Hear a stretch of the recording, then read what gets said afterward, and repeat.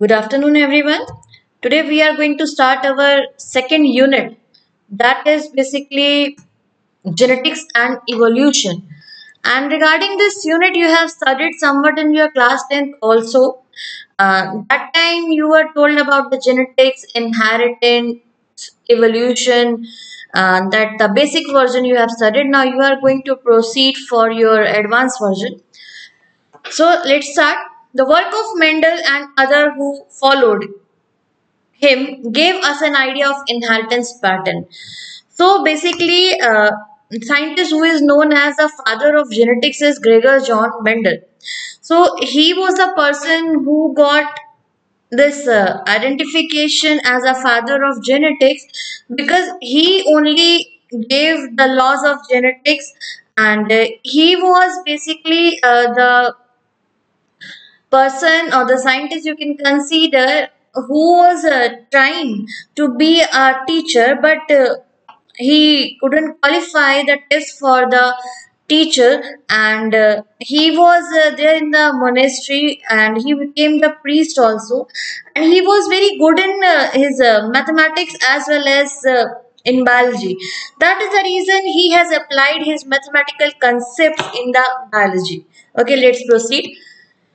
However, the nature of those factors. So he told me there is something which is going to inherit from one person to another, and that something basically he termed as a factor, and that factor determined the phenotype of a person. Phenotype basically means the sort of your physical appearance, as these factors represent the genetic basis of inheritance, and later on, this factor only became the basis of inheritance, and understanding the structure of genetic material and the structural basis of genotype.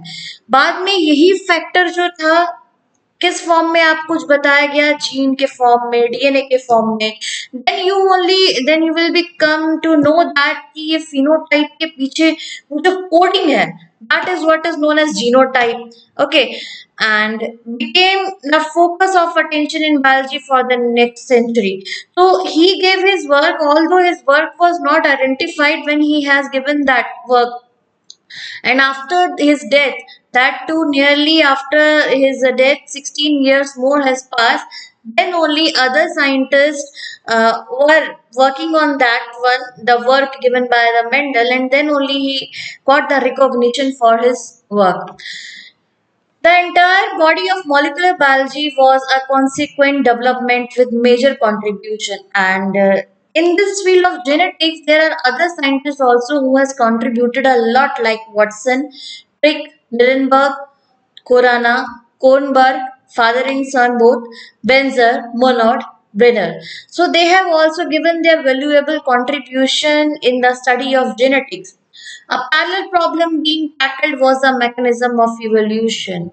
And parallelly, when they were studying the genetics, that time they have dealt about this topic, that is the evolution also. And awareness in the area of molecular genetics, structural biology, and bioinformatics have enriched our understanding of molecular basis of evolution. Evolution का वो जो molecular basis क्या था basically, when you have studied about the nucleus, that time you have studied about the chromosome, that chromatids, and the small unit due to which this entire chromosome has made, that is the DNA, and the proteins histone. So all these are basically the molecular basis of your evolution or genetics. Now in this unit, the structure and function of DNA and the story as well as the theory of evolution have been examined and explained. So this is about the introductory part of the unit.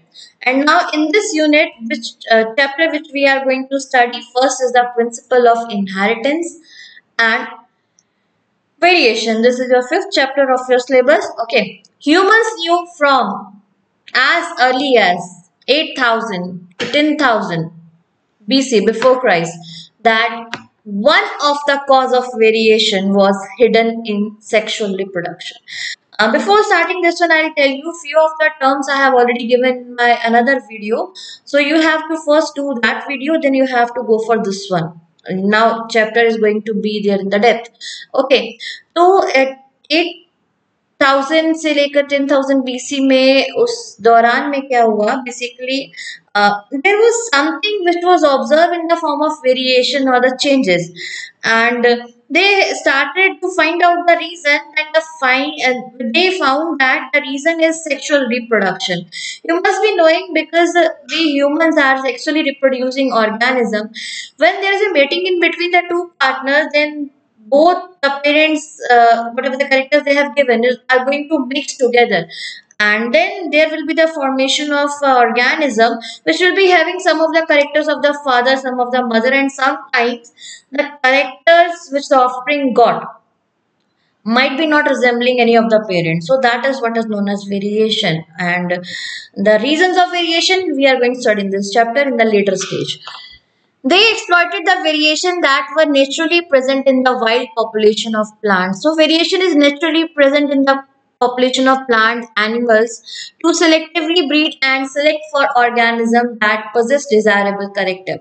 So whatever the desirable characters are there, or we humans are majorly focusing on that part only. If we are talking about the crop plant, then might be we will be searching about the plant which is resistant to the pest, the plant which is drought resistant. So this is what we are searching. That desirable characters are like that only. For example, through artificial selection and domestication from ancestral wild cows, we have well-known Indian breeds. So, what are the Indian breeds which we got? That is Sahiwal cow in Punjab. Okay, and we must, however, recognize that through our ancestor knew about the inheritance of characters and variation, they had very little idea about the scientific basis of these phenomena. So they have developed this variety of Sahiwal cows, but that time they were not too much aware about the reason how come this hybrid varieties have developed. Okay, and this is what we are going to study in this chapter. So now, before the theory of the Gregor John Mendel, there are other theories also which are termed as pre-Mendelian theories of heredity. And so this is what is known as pre-Mendelian theories, because these are the theories which is given by the other scientists before the work of the Mendel. Okay, so that is the reason it is known as pre-Mendelian theories. Okay, now next in the picture, theories before the Mendels to explain in what physical form the trait passed from the parents to the offspring are known as pre-Mendelian theories. Okay, and these theories assume that the characters of the parents mixed during transmission to the offspring. So they said that basically whatever the characters are getting transmitted to the parents are getting mixed. Why they are getting mixed? The reason is there. They got the character from their both parents, father and the mother. You might have heard about the things. This child or the newborn baby is there in the family, and you heard that the eyes are like father, and nose is like a mother, and face cut is like a mother. So these sort of things you might have heard. So how come an organism is basically the mixture of two organisms? That is all. The reason is sexual reproduction. And whatever the character you are able to see in the offspring, that offspring got from the both the parents. But few of the characters are dominating from the father, few of the characters are dominating from the mother. It may be. So in the series, we are having so many theories. So we are going to start with our first theory, that is a vapor theory. Vapor theory was given by Pythagoras. The scientist's name was Pythagoras. And in this theory, he said each organ of the animal body emitted some kind of vapor. उन्होंने ये कहा कि किसी भी organism की body से के जितने भी organs होते हैं उनमें से कुछ vapors जैसे निकलते हैं और वो vapors combine करके नया organism बना लेते हैं. No individual was formed by combination of the vapors from different organisms. तो organisms के जो vapors होते हैं, it is there in the atmosphere, okay, and vapors are there from the different organs, so they are going to assemble together and they will be forming the entire organism.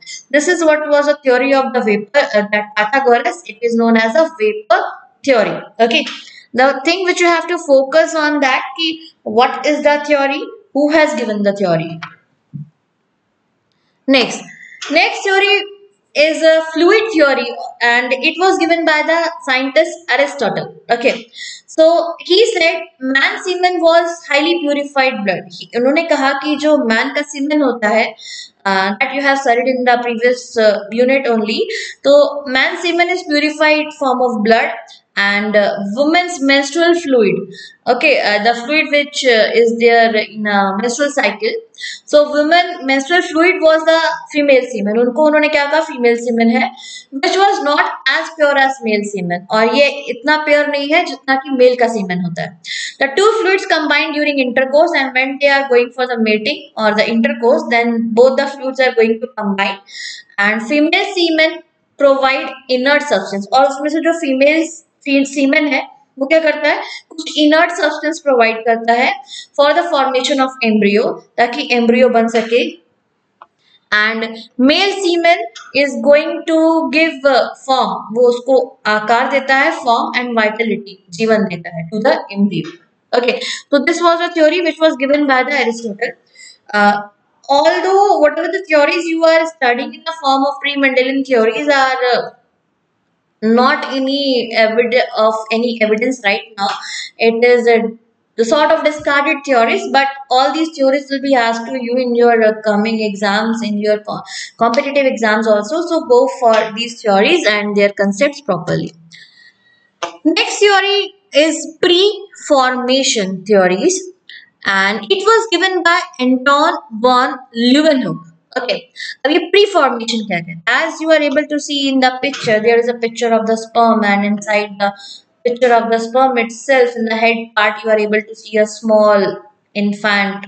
Okay, so pre-formation theory or preformism is a formally popular theory that organism develop from miniature version of themselves. तो ये theory कहती है जो भी organism develop होता है वो अपने मिनिएचर से ही डेवलप होता है. मिनिएचर मतलब the sort of short exact copy of the human, that is known as a miniature. Okay, he was the first to observe human sperm and named them animal cues. So Anton von has developed a basically microscope, and he has observed the human semen in that microscope, and he termed it as a animal cues.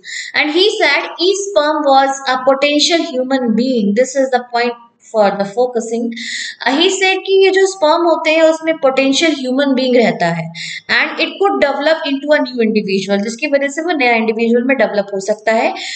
कब develop हो सकता है? When that sperm is going to be placed inside the woman's womb, so that sperm can get nutrition. And he said कि उस sperm के अंदर क्या है? Miniature of human being. Okay, so that is the reason it is shown to you in the picture like this one. This theory failed to explain the inheritance of maternal characters by the offspring. अब ये theory में देखिए कहा गया कि sperm is going to be placed inside the woman's womb so that it can get nutrition. But this theory doesn't tell that how come that offspring got the maternal characters. Okay. Another scientist named Swammerdam said miniature animals were present in the gametes. उन्होंने बोला कि gametes के अंदर miniature animals रहते हैं जिनको बोलते हैं homunculus. ये picture आपको homunculus कह दिया है. Some workers thought that it was present in spermatozoon called कुछ नहीं कहा कि ये जो homunculus है ये basically sperm में होता है. जिन्होंने ये concept दिया they were termed as a spermicist. ठीक है. And some said कि ये जो homunculus है it is present inside the ovum, and they are termed as a ovocist. Okay. Next theory is a particulate theory, and it was given by Maupertuis. Okay. Each animal produced minute particles for reproduction. Her animal कुछ minute particles produce करता है reproduction के लिए. This was a theory given by Maupertuis. Okay. A new individual is formed by union of particles of the two parents. और जो नया organism बनता है वो कैसे बनता है? It is going to be formed with the help of the particles given by the two parents. Okay. Next theory, theory of pangenesis. It was given by the scientist named Charles Darwin. And pangenesis said कि this is the hypothetical theory actually given by the Charles Darwin. As you can see in the picture, each part of the body is showing some sort of ray that all are going to unite together, and it is going to be formed in the form of egg, and here entire body is producing the sperm. Okay, so he said that each part of the body continually emitted its own type of small organic particles. ये जो आपको पूरी body से एक arrow निकलते हुए दिख रहे हैं, it means कि each part of the body is producing some sort of particles, and those particles are getting clumped together or aggregate together, and they will be, if the female body is emitting that particles, it will be in the form of egg. They will unite together and they will form the egg. And if the male body is producing that particles, then it will be forming the sperm. Okay, and when they will clump together, they will be forming the zygote and contributing heritable information to the gametes. So, in this way, from the male and from the female, the particles zygote is going to be produced. Okay, this is what was the theory of pangenesis. Another theory came into the existence is the theory of continuity of germ plasm, and it was given by the scientist Weizmann. In this theory, he said inheritance in a multicellular organism only takes place by means of germ cell. इन्होंने ये बोला कि जो inheritance का pattern होता है that is all because of the germ cells. अब ये germ cells क्या होते हैं? It's known as gametes. Female gamete is known as egg cell and the male gamete is known as sperm cell. So this is somewhat accepted. He assumed that the germ plasm is immortal and it alone is passed from generation to generation. इन्होंने बोला कि germ plasm जो है वो immortal है, वो एक generation से दूसरी generation में transport होता है. Genetic information cannot pass from soma to the germ plasm. The way it was there in the theory of pangenesis that the particles from the each part of the body got emitted and they got clumped together and they formed the egg or they formed the sperm. So this is not the exact concept. This is wrong. And he said कि genetic information जो होती है it is there in the germplasm only. Whatever the information is there, so according to that information the organism will be made. And onto the it will be transmitted from one generation to next generation. This was the theory of the continuity of the germplasm given by Weizmann. This is what is the comparison in between the pangenesis concept and the germplasm theory. Here you can see that according to the pangenesis concept, genetic information from different parts of the body, ये पूरी body के part से genetic information code होकर के सारे particles club करके क्या करेंगे reproductive cells को बनाएंगे. Okay, it travels to the reproductive organ where it is transferred to the gametes. ये बोलता है pangenesis theory आपको, ठीक है. And germplasm theory said according to the germplasm theory, germ-line tissue in the reproductive organ. So whatever the tissue in the reproductive organ, that is a gamete. Gamete itself is having the information that what should be the phenotype of the offspring. Okay, it contains a complete set of genetic information that is transferred directly to the gametes. So this is what is the comparison in between the pangenesis concept and the germplasm theory. So this was the pre-Mendelian theories, and in the next video we are going to deal with the Mendelian theory. By that time, do this much. Thank you.